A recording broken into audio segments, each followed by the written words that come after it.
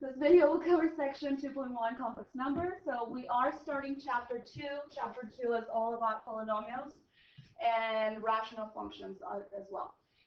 Before we start with polynomials, we're going to have to discuss the complex numbers and some of the operations with complex numbers, such as addition, subtraction, multiplication, and division. And the reason we need to do that before we get started with polynomials is because we're going to cover something called the roots of a polynomial, zeros, x-intercepts. You guys remember those things from algebra 2? If you forgot about it, don't worry, we're going to spend the whole chapter is all about that. However, some polynomials or some functions have imaginary zeros.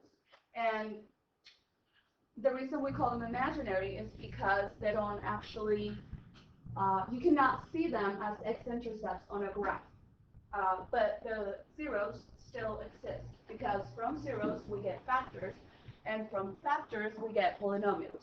And so every polynomial has factors, right? So we'll start talking about like imaginary numbers. What is that? We need them. We actually need them. So what we are going to do first, define what is the imaginary number I. And so using that, okay, it is defined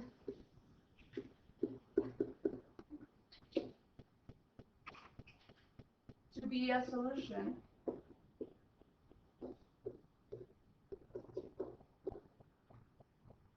of the equation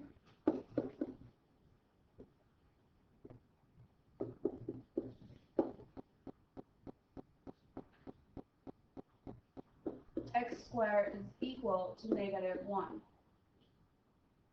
And that imaginary number I is the basis for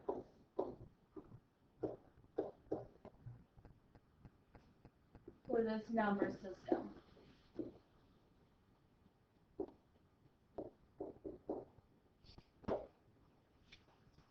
Okay, and so we also have almost the same definition. We have here that I squared is equal to -1. And we know that if we were to take the square root of I squared, the square root of -1, the square root will cancel the square, so we get I. And of course here we will have the square root of -1. So the reason we say the I is the solution for this equation is because if we have x squared is equal to -1 and we want to solve for x, we already know that we will have to take the square root on both sides.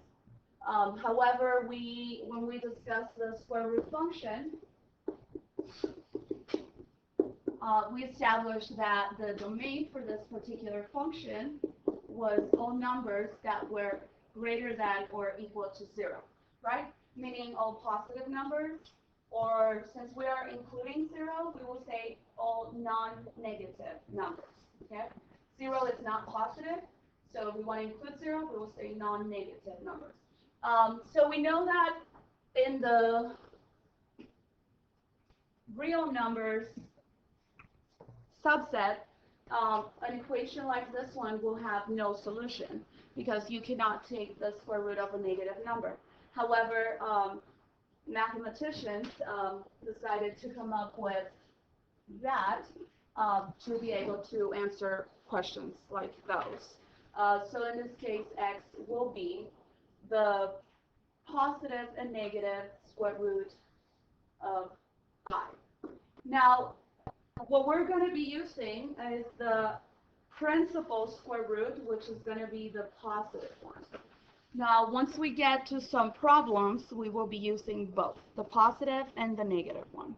Okay? And I will try to remind you, particularly when we get to finding the zeros of polynomials. We will be using both the positive and the negative. But for now, we will only use the positive, and that is called the principal square root. So let's go ahead and answer those questions that we have here.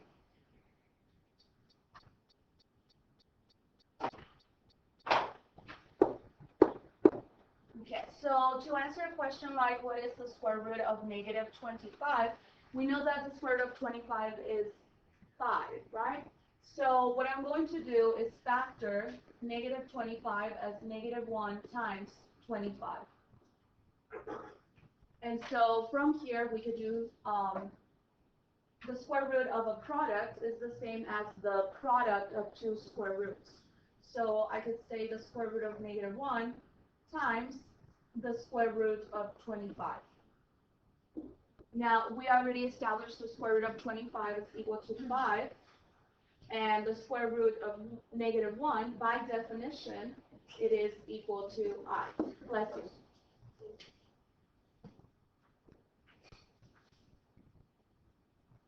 All right, now to check our answer, what we are going to do, we're going to take the 5i and square it. And so that is the next problem here. So if we do that by using the rules with exponents, we know that the square need to be distributed to the constant term and also to the I. So we'll have 5 squared times I squared. And so 5 squared is 25, and I squared is, by definition, before we get to this one, let's do it this way. It will be, if I is the square root of negative 1, and then we square it, we know that the square will cancel the square root, so we will have 25 times negative 1. And so this turns into negative 25.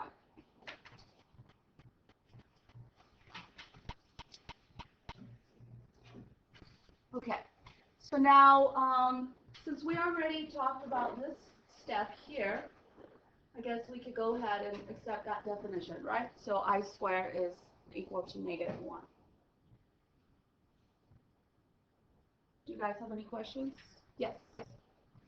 Why doesn't it go? It doesn't have to go back to like the square root, like in the end. It just as long as it's like whatever's in the square root. Yeah, I was kind of. That's why I looked at the book. I was kind of hoping to see the square root, but if we think about it, we were squaring it, so it kind of makes sense that we don't have the square root anymore. If we were just saying 5i, then that would be equivalent to the square root of negative 25. But on the second row, we are squaring that one. So let's see, if you had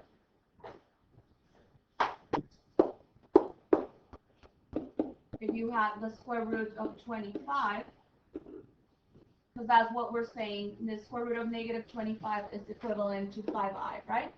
So instead of 5i, I will use the square root of negative 25, but then keep in mind here we are squaring it. So then if we do that, that will cancel out the square root, and so that's why we only got negative 25. Yes. Great question. Okay, just as a reminder, complex numbers, well, let me say it this way. Bless you. We do have tissues now. Feel free to grab one. Real numbers, which is what we've been using, right? So that's when I said an equation like that will have no solution in the set of real numbers, right? Because we cannot take the square root of a negative number. However, the set of real numbers is a subset of complex numbers. So let's translate that into terms that you might feel more comfortable with. This will be all the math students at this campus. And then the set of real numbers could be the dual credit Precalculus students.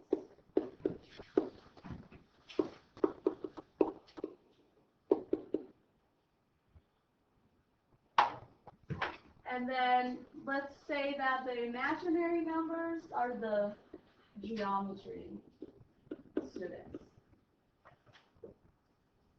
And I will tell you why I chose imaginary geometry students to be the imaginary numbers.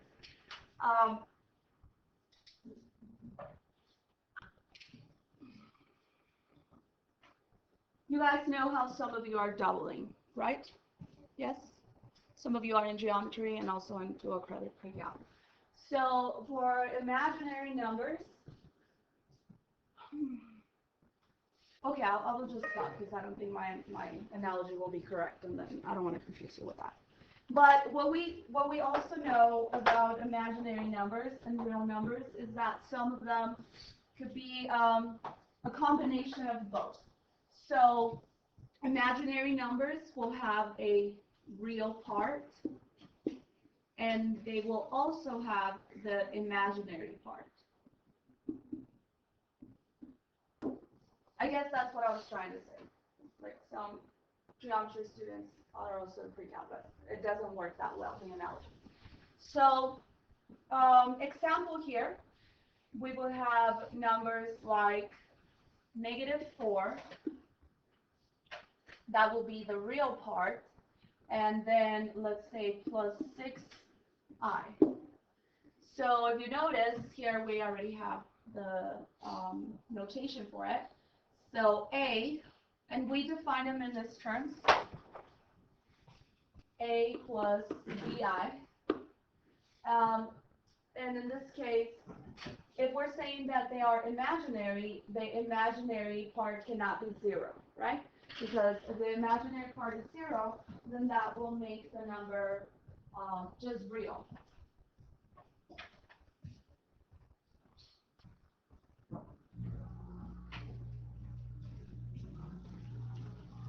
Okay, let's look at another example. So if we have 0 plus 2i, 0 will represent the real part, and 2, which is here, you guys see the letter B. We use A and B just to generalize it, but A and B are going to be constants, or numbers. They could be positive or negative. And so in this case, B is represented by 2, so we say that 2 is the imaginary part. Okay, another example, we could have 3. And now here, the imaginary part is going to be 0.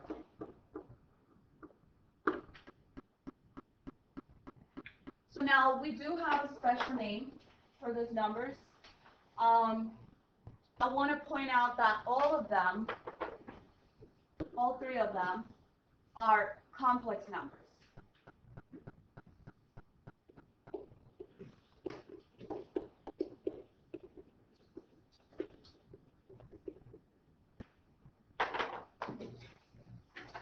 Now, since the first example, the one in blue, has a real and an imaginary part, it will be an imaginary number.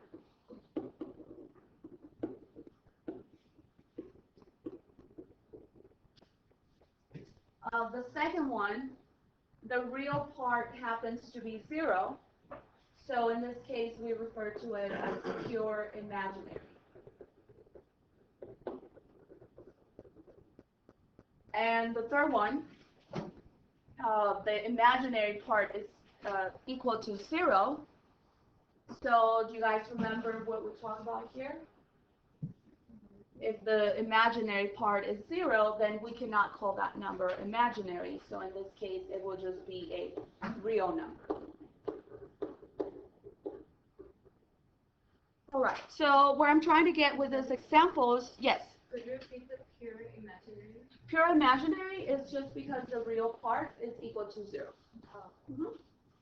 So what I'm trying to get with this example is that every number, since they belong to the same family, complex numbers, it could be written in this form, in the form a plus bi. And so what we call that is standard form, and my math lab is going to be extremely picky if you don't enter your answer in standard form. Okay, so when I say standard form, it means you list your real part first and then your imaginary part second. Now, if I just give you a number such as 5, and I tell you write that in standard form, then it will be 0. I'm sorry, not 0. Oh, just not 3. Just 5, and change it to standard form, then it will be 5 plus 0i. Okay? This will be standard form. So any number, whether it is real, just pure real, or pure imaginary, could be written in standard form. So, for example, if I give you a number 4i, and I tell you write that in standard form, first you need to write the real part, which is 0, and then the imaginary part.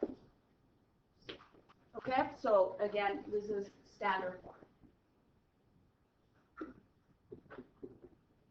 And so we need to get used to writing the numbers in standard form because we're going to have to work with something called the complex conjugate. And so if your number is not written in standard form, then you will not be getting the complex conjugate correctly. All right? I'll explain that later on. Okay, so let's see what else we have here. Okay, so everything else that is here, the same part that I talked about. A is called the real part, and B is called the imaginary part.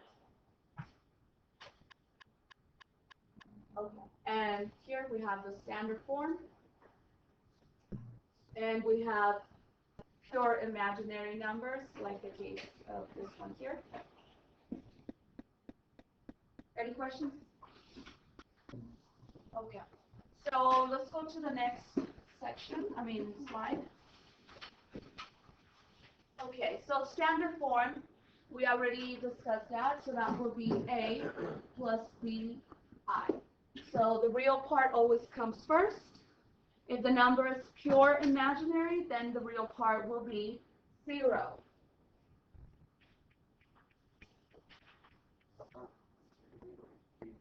Okay, you need to put your phone in back.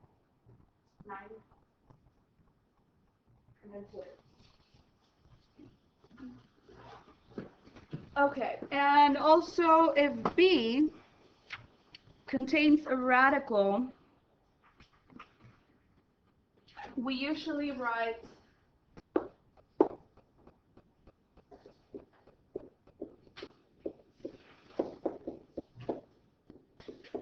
and we will do some examples of that in a minute. We usually write I before the radical.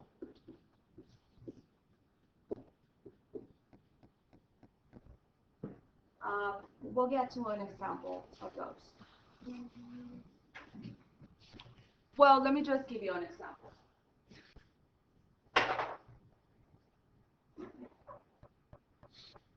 Okay, so if we have a number like 7 plus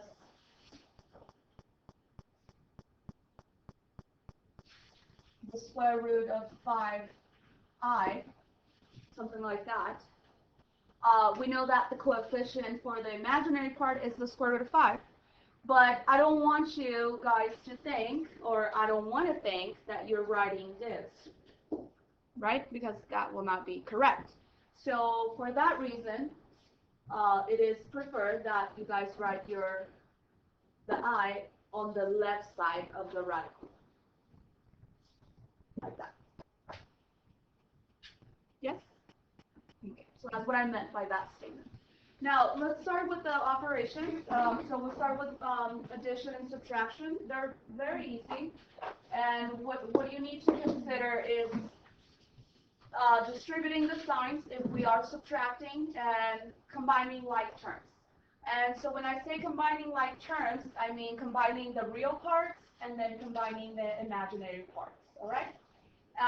So here we do have an explanation. So we add the complex numbers by adding the real parts and then adding their imaginary parts.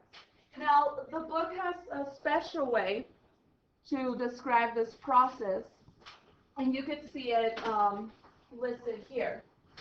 So they take the A plus the C, that's what's here.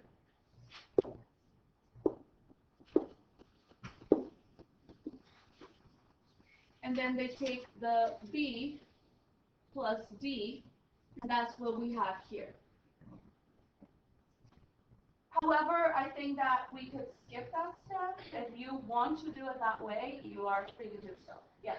Why when it says the B plus C is the I and the F? I know that you would distribute it, but why not just write the I plus the F? That's where I'm getting with it. So we could skip that step and then do what Karina said. So I'll solve this first one. So it will be 5 minus 11i plus 7 plus 4i. So what we could do here is combine the real parts, which is 5 plus 7, and so that is equal to 12.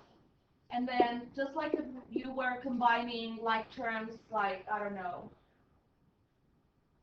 negative 11x plus 4x, what would that be? Negative 7x, right? So in this case, it will be the same thing. If we look at the imaginary parts, we will have negative 11i plus 4i, and that will equal to negative 7i. Now, if we were to do it like the book is saying, it will look this way.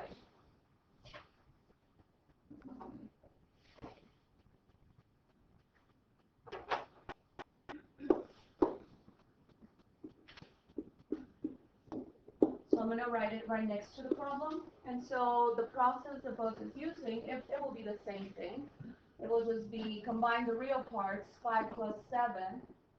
And then the two parts that are imaginary, they both contain I, so that's why it looks here like it is factored out of the coefficients. And so it will look like this, plus negative 11 plus 4 times I. So we know that if we combine the real parts, we will get 5 plus 7, which is 12. And if we combine the imaginary parts, we will get the same thing, right? Negative 11 plus 4 is negative 7. And it's negative 7 times I. Okay? So both ways, they will give you the same answer. So you are free to choose whichever you like the best. I think that this one is maybe a little faster because you know how to combine like terms, right? So just treat your I like if it was a variable. All right? So to do subtraction, the most important thing here is that you distribute that negative sign. And I know that a lot of you love to skip that step. That's okay with me, but don't come crying when you get it wrong on the test. So we will have negative 5 plus I. And then if we distribute the negative sign, it will be negative 1 times negative 11. So that will be positive 11. And then negative times negative 6i, so that will be positive 6i. Now that we have cleared the parentheses, then we can combine like terms. So the real parts will be positive 11 minus 5, and that is equal to 6. And then if we combine the imaginary parts, it will be 6i plus I, so that will be plus 7i. And remember that it needs to be written in standard form. So standard form, that means that we have the real part first, such as the 6, and then the imaginary part. Yes, are we clear on that? Addition and subtraction? Okay, the video will be posted, so if you want to see it again, you could do that. Now, multiplying complex numbers. So what I need to do here, I have 4i multiplying 3 and also multiplying negative 5i. So I'm going to write distribute the 4i. So it will be that times 3 plus 4i times negative 5i. Oh, negative 5i. And I know that most of you, if not all of you, can do this in your head, right? But if you think that you need to write it down just to make sure that you're not messing up with the signs, that I don't have a problem with that. And especially for when you take your exam, you might want to take the time to check your answer. So here we have 4i times 3, that would be 12i. So I'm just multiplying the coefficients. And then 4i times negative 5i, it will be negative 20i squared.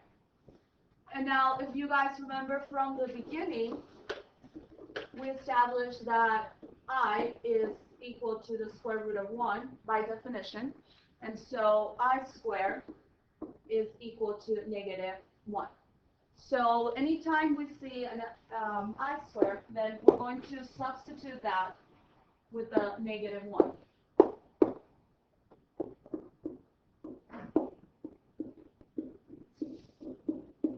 And this sometimes becomes a problem because you know how smart you are, right? And so you know that there's a negative here, and you know that there's a negative that will come from here, and then somehow you end up missing one of the negatives, which at the end will give you the wrong answer. So I will ask you that at least for the test, you don't skip that step, and that you actually write down I squared and then negative 1. I've seen it happen many times. So it will be 12i plus 20.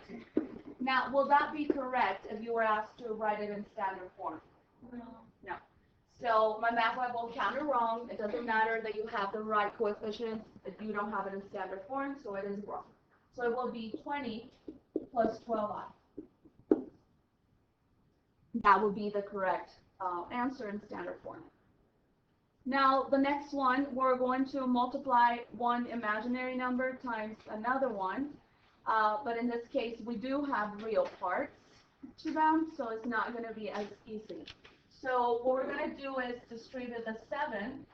So 7 times negative 2 minus 5i. And then we will do the same thing with the negative 3i. Times negative 2 minus 5i. And of course, you could, if you don't want to write it that way, you could do, you could use FOIL, which we know is not a real thing, right? It's just an acronym, but it's the same thing as distributing. So 7 times negative 2, that's negative 14. 7 times negative 5i is negative 35i. Negative 3i times negative 2 is positive 6i. And negative 3 times negative 5i is positive 15i squared. Right? Yes? So 6 would just be a 6. Oh, wait, no. No, because we have the I here. All right, so then we combine like terms, and you guys are very quick to know that this 15 is somehow going to end up turning into a negative 15, right? But please don't skip the step, just write it down. It takes like 1 second. So it will be negative 14. Here I can combine the like terms in the middle, because, the terms in the middle because they are like terms. And so negative 35i plus 6i, that will be negative 29, thank you. Negative 29i, and here we will have 15 plus 15 times negative 1. So we know 15 times negative 1 will be minus negative 15, and now we have negative 14 minus 15, that will equal to negative 29, and then minus 29i. Now, it is very common for me on the test to throw some problems with negative numbers. I think you guys know that already. So every year, as I grade them, and it makes me really sad because I have to take points off. And I know that you know what you're doing, but you are overlooking certain signs. For example, negative times negative is positive. And then here you get another negative, so then at the end this should be negative. Actually, I think that was a question on last year, exam 2. And so I'm just warning you, you need to be very careful. You don't prove anything by skipping steps. I really don't care about that. I care about you learning and getting the right answer, of course, because that tells me you learn. But skipping step, you don't impress me by doing that, right? Yes? Yes. Okay. So any question before I move on? Okay. So I think we're ready for division. So before we do that, let's discuss the complex conjugates. Remember I was telling you your number needs to be written in standard form. We already know that standard form is something like that, the real part first, and then the imaginary part. So a complex conjugate, it is going to be, if your number is written in this form, a plus bi, the complex conjugate will be a minus bi. So what do you notice that is different between these two? The sign, which one? So would you say the first sign, the second sign? The second one, right? Only the second one changed. The first sign remained the same. It's still positive. Do you mean for like A? Yes. Oh, okay. So the sign of A is the same in both the number and its complex conjugate. But the sign for the imaginary part changes from positive to negative. And so when the interesting thing, and the reason we need them, is because with complex conjugates, when you multiply them, then you eliminate the imaginary part, and that's why you need them. So this is a shortcut for them. You are all welcome to use it. In fact, it will be pretty beneficial if you memorize it. However, I'm going to show you why the shortcut works, okay? So I'm going to multiply this imaginary number times its complex conjugate. And so if we multiply a times a, that is equal to a squared. If we multiply a times negative bi, it will be equal to negative abi.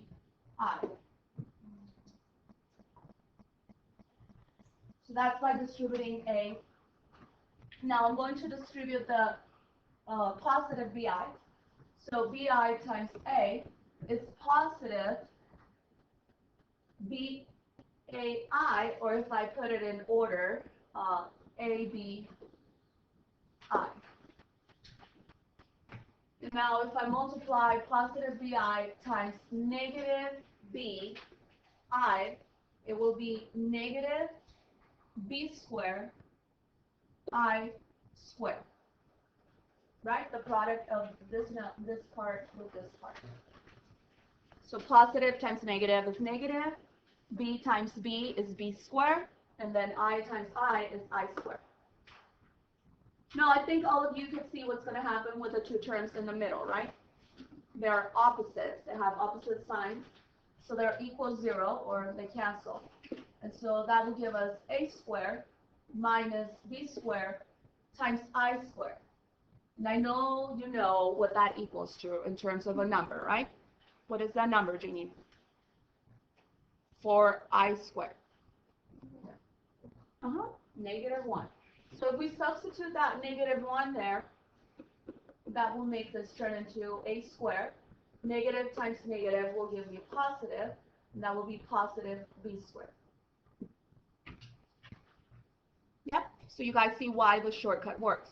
So let's practice one. Well, we'll get to practice some in a minute. Let me just see what I need you to write down there.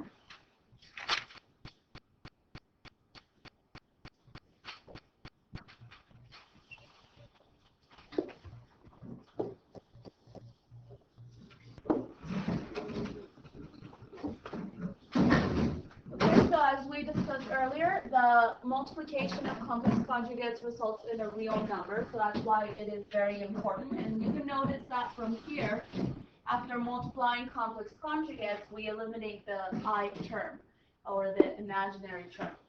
So the reason we need them is because when we divide complex conjugates, the only way we could do that is by multiplying by the complex conjugate of the denominator.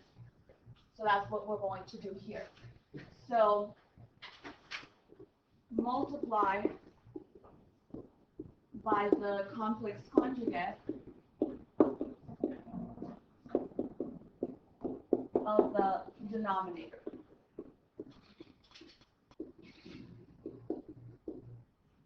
So, of course, we know that the denominator is written in standard form.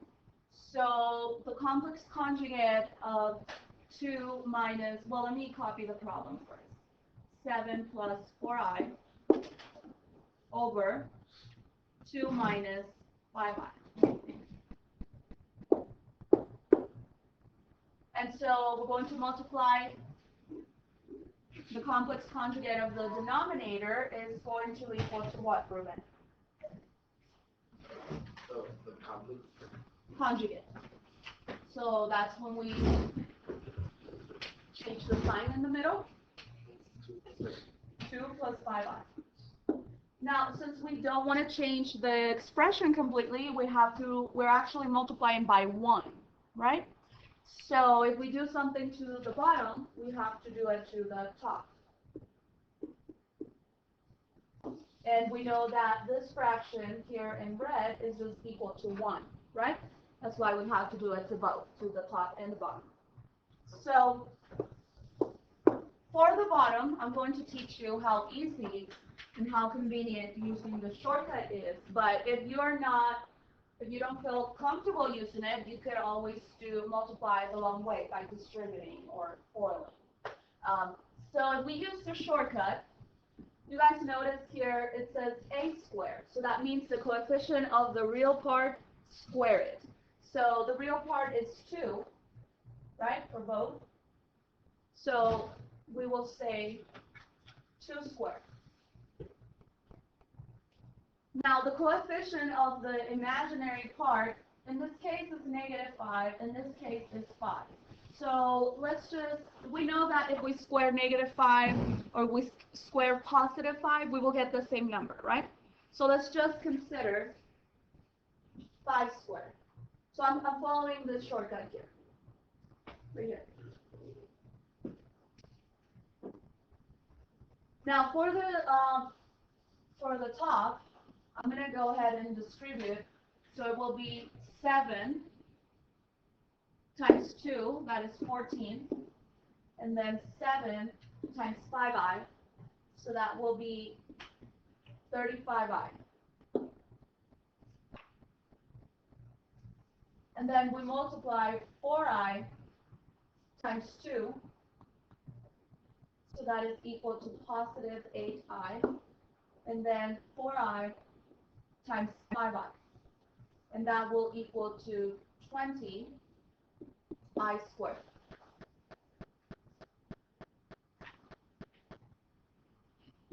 Next thing, we could combine like terms in the middle. So 14 plus, and then we combine the terms with I, so 35 plus 8, that will be equal to 43. Thank you. 43i.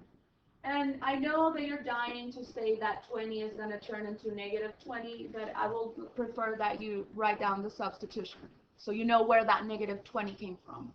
Okay, cool.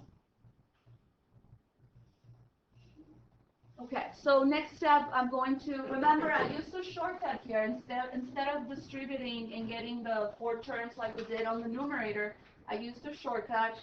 So the reason I say it's convenient is because it saves you time, and now you could just say 2 squared, that is equal to 4, and 5 squared is equal to 25.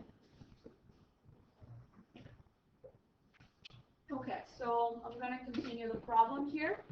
So now we have 14 plus 43i, and then we have 20 times -1. You already know it's going to turn into a -20. And then let's go ahead and add the numbers here. 4 plus 25, that is equal to 29. Now, finally, we combine like terms, which will be the constant terms, 14 minus 20.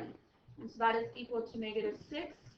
And then we have plus 43i over 29.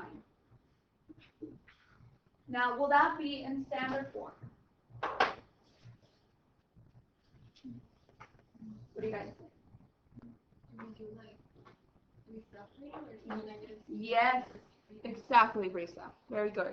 So we have to separate them. Sometimes I refer to that as split the fraction. So we know that 29 divides the negative 6, so we will write down negative 6 divided by 29. And then we will have plus 43 over 29 times I. So if you were to write it, if you were to write this part as 43i over 29, it will count it wrong. My math lab will count it wrong. Because they want you to separate the coefficient of the imaginary part from the I. So make sure that after you divide, you make that fraction just be multiplying the I thing. Okay, now we're going to talk about the principal square roots of negative numbers, and I mentioned that at the beginning of the class. So if we were to square, let's start here. So if we square 4i, we know we'd have to distribute the exponent, so 4 squared times I squared. So 4 squared is 16, and I squared is equal to negative 1. So 16 times negative 1 is negative 16, correct? Yes? Yes. Now, if we do the same thing with negative 4i, we will have negative 4 squared times I squared. And so negative 4 squared is positive 16 because negative times negative is positive, and I squared we know is equal to negative 1. Now, if we multiply 16 times negative 1, we will get negative 16. So what that tells me is that 4i and negative 4i, well, the square of those will result in negative 16, right? Just like I showed you guys here, both of them. So what we know from there is that in the complex number system, negative 16 has 2 square roots,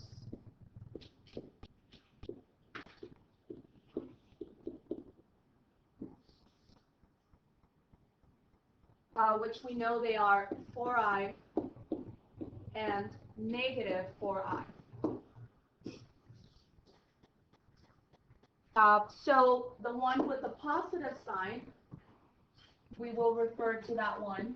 So we call 4i, the one with the positive sign, we refer to that as the principal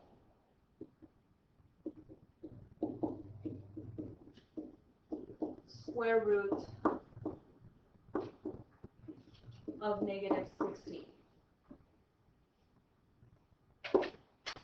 Okay, so we have the definition here. For any positive number, real number, let's call it b, the principal square root of the negative number, negative b, is defined by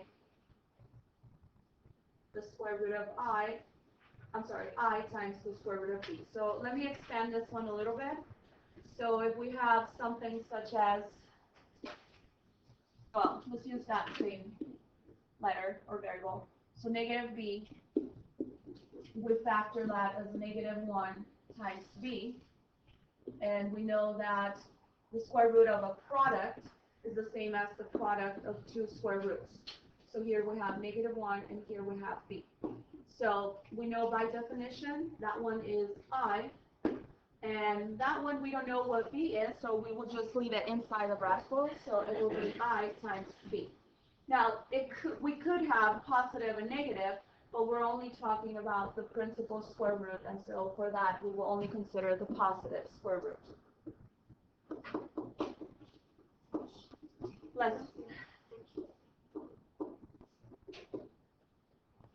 Okay, so let's go to the next slide.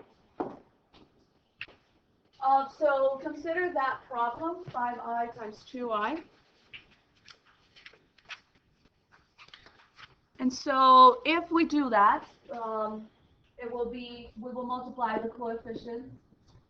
5 times 2 is 10, and we know that I times I is I squared. And if we substitute I squared with negative 1, we will obtain the result of negative 10. So for that reason, when performing operations,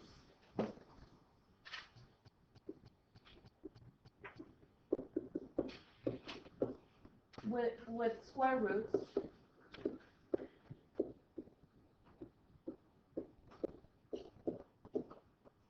of negative numbers,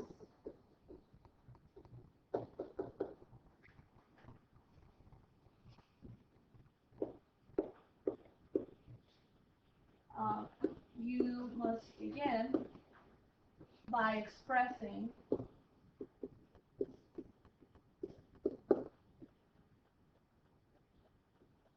all square roots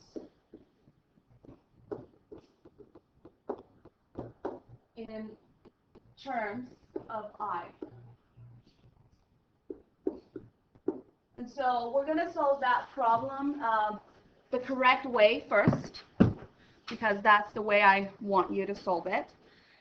So in this case, what we will do, and I'm talking about this problem here, what we will do, instead of multiplying the radicands, the numbers inside the radicals, we're going to express them in terms of I, like we're being told here.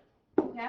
So in this case, the square root of negative 25, we are only by using the principal square root, the positive one, we know that will be 5i. So it will be that times the square root of negative 4, which we know is 2i. So if we multiply 5i times 2i, that will equal to 10i squared, which we know it will be 10 times negative 1, and the result is negative 10. And actually, it's the same problem I did here. Now, that is the correct way. Now, this is the incorrect way. Please, what not to do. So here we might be tempted to say, okay, well, the product of two square roots, it will be the same as the square root of a product. However, we can't do that because of the negatives, but if you were to do that, it will look like this.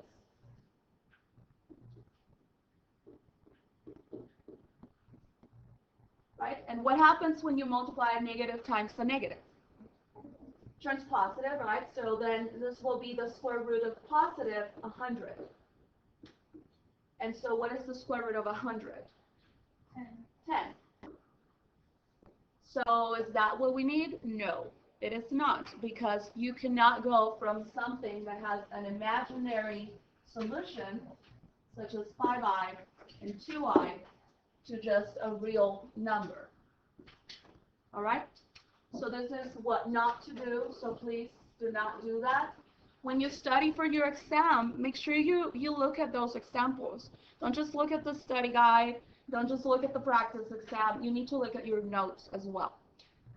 So let's go ahead and answer the following questions.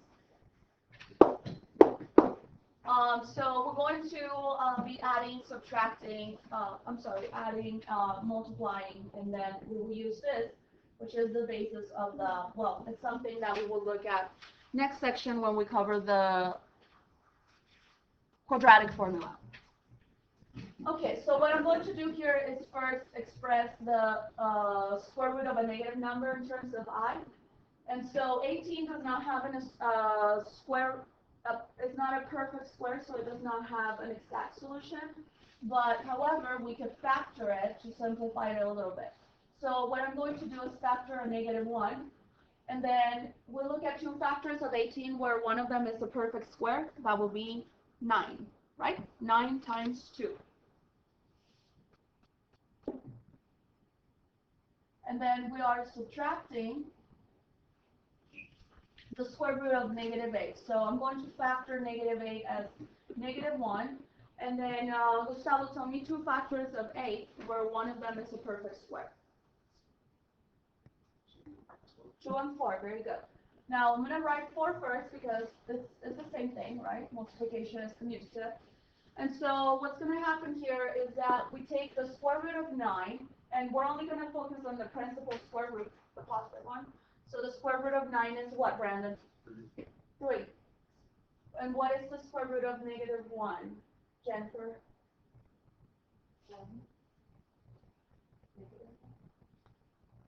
Oh, I. Now, 2 does not have an exact solution. It is an irrational number, so we're going to leave it inside the radical. Now we do the same with the next term. And so, Rebecca, what is the square root of 4? 2. Karina, what's the square root of -1? And so this 2 here, again, we're going to leave it inside the radical. Now, because those two terms are considered to be like terms, and the reason they are like terms is because they both have I and they both have the square root of 2. So because of that, the only thing we need to do is combine the coefficients, or the real part. So in this, not the real part, but let's just call it the coefficient. So it will be 3 minus 2. So what is 3 minus 2? 1. So it will be 1I square root of 2, or we could just write I square root of 2. Okay, so let's go ahead and solve the next one. And so what we're doing here is we're going to multiply -1 plus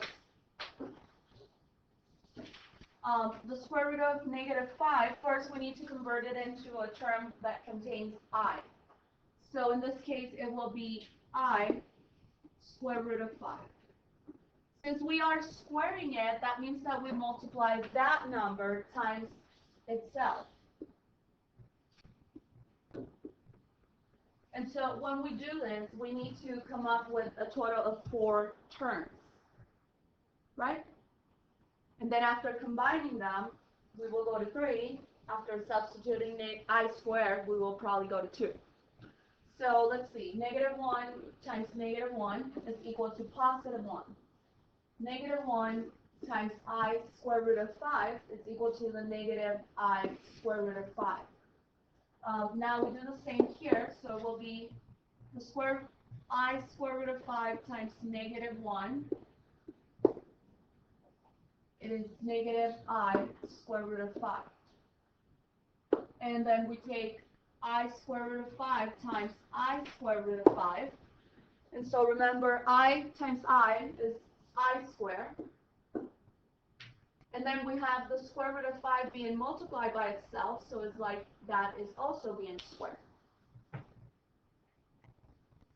Now from here, we combine like terms, the 2 in the middle, so we have -I square root of 5, -I square root of 5. So how many of those do we have? 2. So we'll be in -2I square root of 5. Now for the next one, the next term, we know that I squared is equal to -1, right? And we also know that if you square a square root, that will take care of it, because they're inverse operations, and so that will be 5. But keep in mind that those two factors are multiplying each other. So now from here we will have 1 minus 2I square root of 5 Negative 1 times positive 5 is negative 5. And now we can combine the real numbers, or the real part, and that will be 1 minus 5, which is negative 4, minus 2i square root of 5.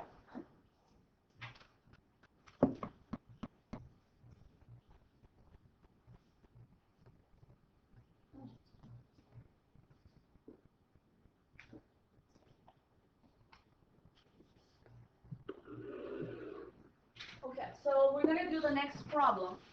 We have negative 25 plus, what I'm going to do here is factor negative 50 so that I could rewrite it in terms of I. So negative 50 could be factored as negative 1, and 2 factors of 50 where 1 is a perfect square. Ruby? 25 and 2. And then everything over 15. So I'm going to continue, negative 25 plus, I know the square root of 25 is 5, and the square root of negative 1 is I. The 2 is an irrational number, so we leave it inside the radical, and we're still dividing by 15. Now, if the question was write that in standard form, will that be in standard form? No, right? So we're going to have to split the fraction, so it will have to be negative 25 over 15. And for this part, if I have 5i square root of 2 over 15, will that be in standard form? Almost, but not really. It will have to be negative 25 over 15 plus 5 square root of 2 over 15 times I. So this here is the A, and this here is the B. Remember, standard form needs to be A plus BI. Now, could we simplify it? Yes, right? We could see that the numbers could be divided by 5. So negative 25 divided by 5 is negative 5. 15 divided by 5 is 3. And here we'll have, now this might be a little tricky, but consider that the number inside the radical cannot be divided, therefore you're not going to touch it. You will just leave it like it is. The only part that you divide is the 5 here. So what is 5 divided by 5? Just 1, right? So I'm just going to write 1 square root of 2. And what is 15 divided by 5? 3. And so that will be the answer in standard form. Okay, so I'm going to go to the next slide.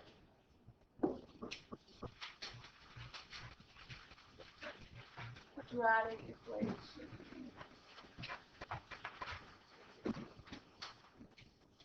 Let's go ahead and use that. Next class I will go over the formula and how to derive it. But let's just answer that question quickly. We have 4 minutes. So the quadratic formula, it is negative b plus minus the square root of b squared minus 4ac divided by 2a.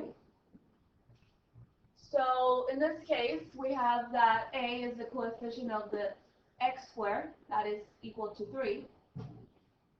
B is the coefficient of the x term, which is negative 2. And C is the constant term, which is 4.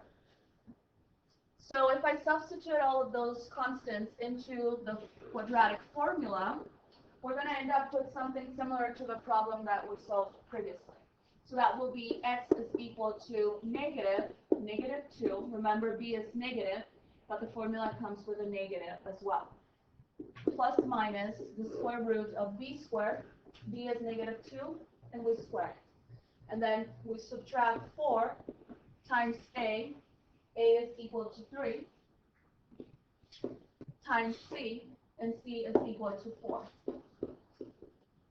All of this stuff is divided by 2 times a, and a we established is equal to 3.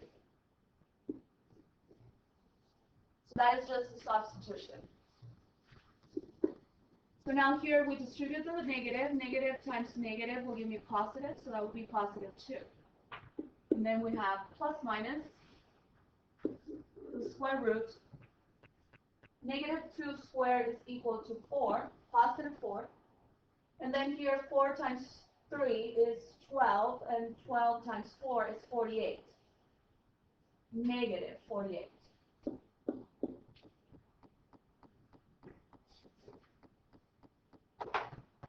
And let's not forget everything is being divided by 2 times 3, and that is 6. So this will be 2 plus minus. I'm going to combine the 2 terms inside the radical, so 4 minus 48 is negative 44. And that is all divided by 6. Now what I need to do is rewrite that negative, the square root of negative 44 in terms of I. So we're going to look for factors. First of all, negative 1. What else do we use here? 4 times 11. 4 times 11. And we use 4 because 4 is a perfect square, right?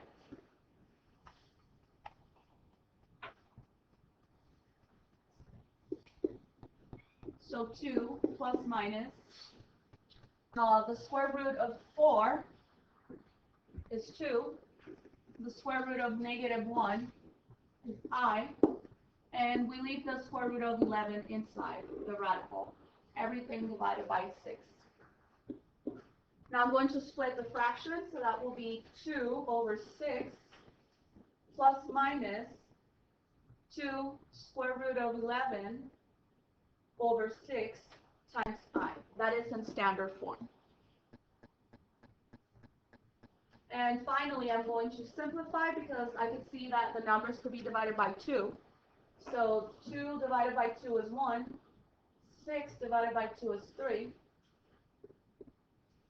2 divided by 2 is 1, so it will be 1 times the square root of 11. And 6 divided by 2 is 3. And that will be the answer. Now, how many solutions do we have here? 2, right? One positive, one with the plus, one with the minus. Okay, let me see what's on the next slide. Okay, so that is just a checkpoint. So we're done with the section. You are responsible for the homework, and it will be due on Monday because it is the only homework you have for the week.